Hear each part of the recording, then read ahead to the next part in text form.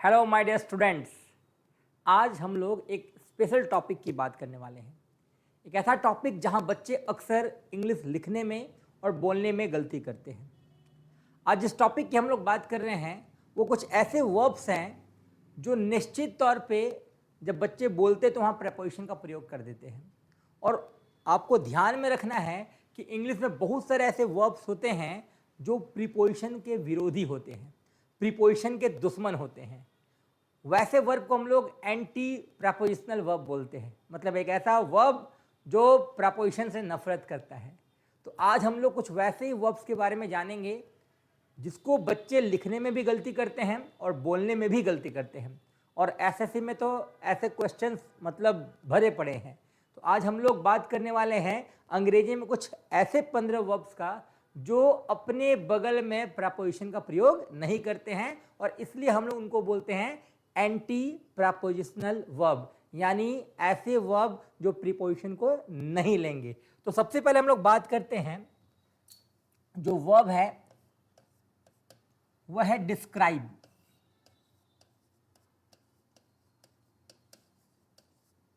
Describe को हिंदी में हम लोग वर्णन करना बोलते हैं, है ना, डिस्क्राइब।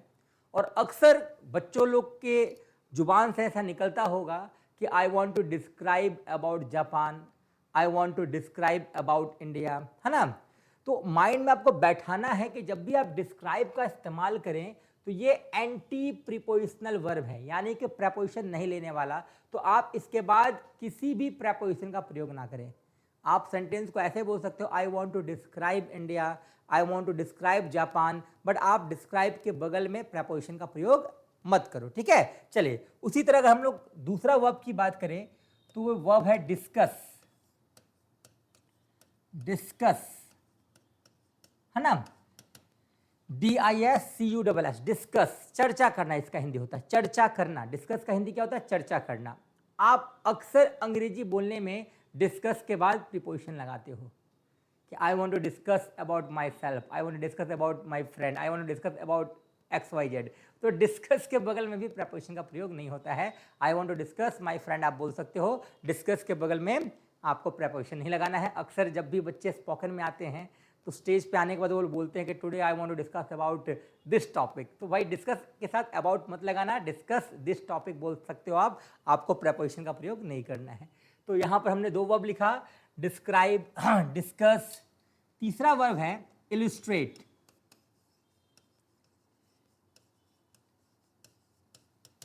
इलुस्ट्रेट का हिंदी होता है उदाहरण के साथ किसी चीज को स्पष्ट करना, उदाहरण के साथ। इसका हम लोग व्याख्या करना भी हिंदी बोल सकते हैं, इलुस्ट्रेट व्याख्या करना भी बोल सकते हैं। तो ये भी एक ऐसा वर्ब है जो अपने बगल में प्रेपोजिशन का प्रयोग नहीं करेगा। इलुस्ट्रेट के बाद अगर हम लोग बात करेंगे तो कॉम्प्राइज। कंप्राइज का मतलब होता है सम्मिलित करना, है ना, या शामिल करना। सम्मिलित करना, सम्मिलित होना, शामिल करना, कंप्राइज। आप इस वर्ब के बाद भी प्रेपोजिशन का प्रयोग ना करें, ठीक है। चलिए, इसके बाद हम लोग अगला वर्ब ले लेते हैं, कंप्राइज के बाद रिच। ये अक्सर बोलते हैं कि ही रिच्ड टू पटना, ये गलत सेंटेंस है। ही रिच्ड टू पटना नहीं होगा, रिच यानी पहुंचना होता है ना।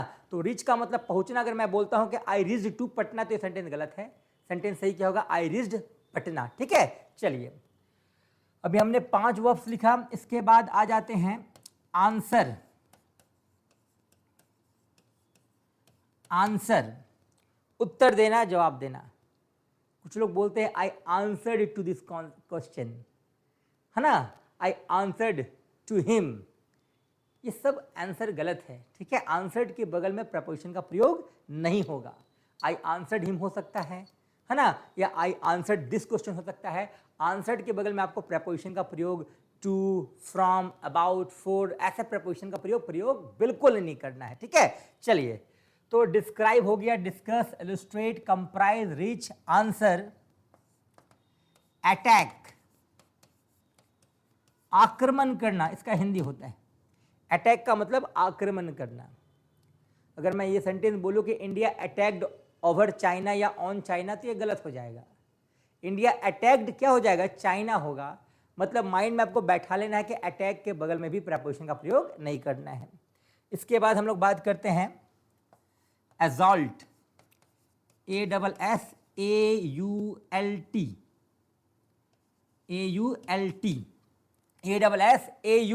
ASSAULT। इसका मतलब यही हमला करना होता है, घात करना, हमला करना, है ना। तो अभी हमने 8 ऐसे वर्ब बोर्ड पे लिखे हैं जो प्रेपोजिशन का प्रयोग नहीं करेंगे और बिल्कुल नहीं करेंगे, ठीक है। चलिए इसके बाद हम लोग बात करते हैं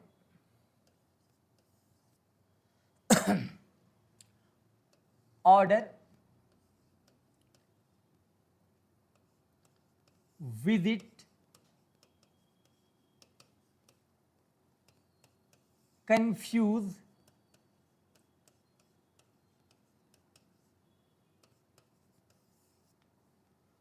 अपोज,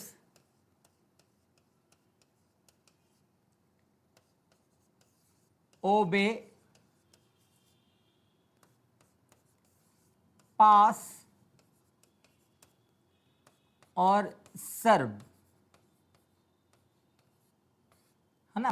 मुझे पता है कि आप लोग भी बहुत व्यस्त होंगे, इतना धीरे धीरे समझाएंगे, बताएंगे। एक चीज़ तो सिंपल आप लोग को समझ में आ चुका होगा कि इनके बगल में प्रेपोजिशन ही लगाना है, और हम झूठ मूठ के वीडियो अगर लंबा करेंगे तो आप लोग भी बोर हो जाएंगे। इसलिए डायरेक्टली हम लोग इस वर्ब को लिख लेते हैं, सबका हिंदी एक एक करके जान लेते हैं। ऑर्डर का मतलब होता है आज्ञा देना, ऑर्डर का मतलब आज्ञा देना।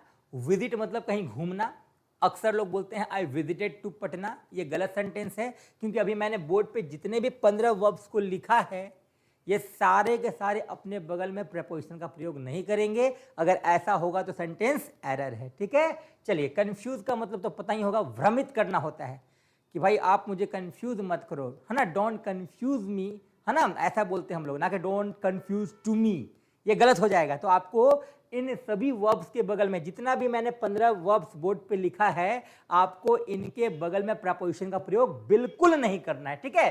चलो अपोज, है ना, मतलब किसी के विरोध में, है ना, आप अपोजिशन सुने भी होंगे, तो अपोज करना, उसका विरोध करना।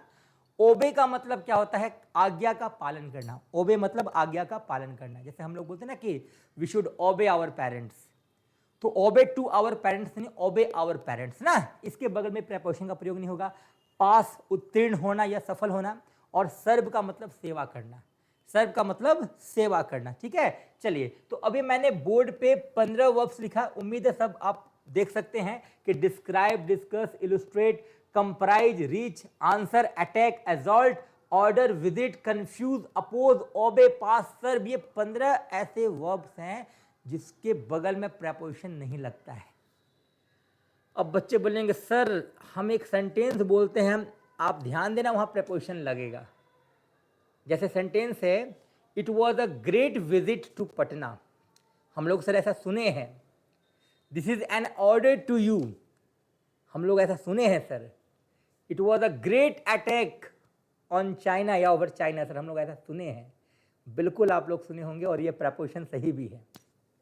अब आप बोले सर आप सही में कंफ्यूज कर रहे हो इस कंफ्यूज की तरह, कि सर अभी आप बोल रहे इसके बगल में प्रेपोजिशन नहीं लगता है और अभी आप बोल रहे इसके बगल में प्रेपोजिशन लगता है। तो ध्यान दो बच्चों, मैंने क्या बोला, अंग्रेजी में कुछ ऐसे वर्ब्स होते हैं, क्या होते हैं, वर्ब्स। वर्ब्स का मतलब होता है क्रिया, क्रिया के अंत में क्या आता है, ना आता है। डिस्क्राइब मैंने बताया, वर्णन करना अंत में ना आया, डिस्कस चर्चा करना, ऑर्डर आज्ञा देना, विजिट घूमना, कंफ्यूज भ्रमित करना, अपोज विरोध करना, ओबे आज्ञा का पालन करना, पास उत्तीर्ण होना, सर्व सेवा करना, सबके अंत में ना है। ना वाला सारा जो होता है वो वर्ब होता है। अब यहाँ बच्चे बोले सर ऑर्डर का मतलब आज्ञा भी होता है और आज्ञा देना भी होता है। जी हाँ, अगर आज्ञा देना है तो वो वर्ब है क्योंकि उसके अंत में ना आ चुका है, और मैं अगर सिर्फ आज्ञा की बात करूंगा तो वो फिर वर्ब नहीं होगा, वो नाउन हो जाएगा। तो आप जिस ऑर्डर की बात कर रहे हो वो वर्ब नहीं है, वो क्या है, नाउन है। माय डियर फ्रेंड्स, आपको ध्यान में क्या रखना है कि अभी जब मैंने शब्द लिखे हैं बोर्ड पे, ये सारे वर्ब्स है, ये क्या है, एंटी प्रेपोजिशनल वर्ब्स, ये सारे एंटी प्रेपोजिशनल वर्ब्स हैं। वर्ब्स जब भी ये बनकर आएंगे तो इनके साथ प्रेपोजिशन लगाना ही नहीं है। अगर आपने प्रेपोजिशन लगा दिया तो सेंटेंस एरर है। हाँ, अगर आपने बोला this is an order to you, तो यहां ऑर्डर के बगल में टू लगेगा क्योंकि यहां ऑर्डर वर्ब नहीं है। अब बच्चे बोलेंगे सर प्रूफ करो ये वर्ब कैसे नहीं है। माय डियर फ्रेंड्स, आपको दिमाग में रखना है, अगर ये सारे शब्द बगल में आर्टिकल लेकर आ जाएं, an order, a great visit, an attack, तो भाई अटैक के पहले ए और एन लग रहा है, ऑर्डर के पहले ए और एन लग रहा, विजिट के पहले ए और एन लग रहा। ए एन द क्या है? आर्टिकल है। ए एन द क्या है? आर्टिकल है। अगर आर्टिकल की बात करें तो आर्टिकल के बगल में क्या आता है? नाउन आता है। तो ये सारे जो वर्ब्स मैंने बोर्ड पे लिखा है ये कभी कभी नाउन के रूप में भी काम करते हैं। अगर ये नाउन के रूप में काम करेंगे तो इसके पहले क्या आएगा? आर्टिकल आएगा। और जब नाउन बन के आएंगे तो प्रेपोजिशन का प्रयोग होगा, लेकिन जब ये वर्ब बन के आएंगे तो प्रेपोजिशन का प्रयोग नहीं होगा। आसान सा एग्जांपल है, आप देख के समझ सकते हो। अगर मैं बोल रहा हूं, सेंटेंस है कि I visited to Patna, I visited to Patna, तो यहां जो टू है वो एरर है। यहां का टू क्या है? एरर है, क्योंकि विजिट यहां एक वर्ब के रूप में इस्तेमाल हुआ है। विजिट क्या है? वर्ब है, क्योंकि इसके पहले कोई आर्टिकल दिख रहा है क्या? ए एन द कुछ दिख रहा है? नहीं दिख रहा। तो यहां टू का इस्तेमाल होना एरर है। लेकिन अगर सेंटेंस आप ये बोल रहे हो कि इट वॉज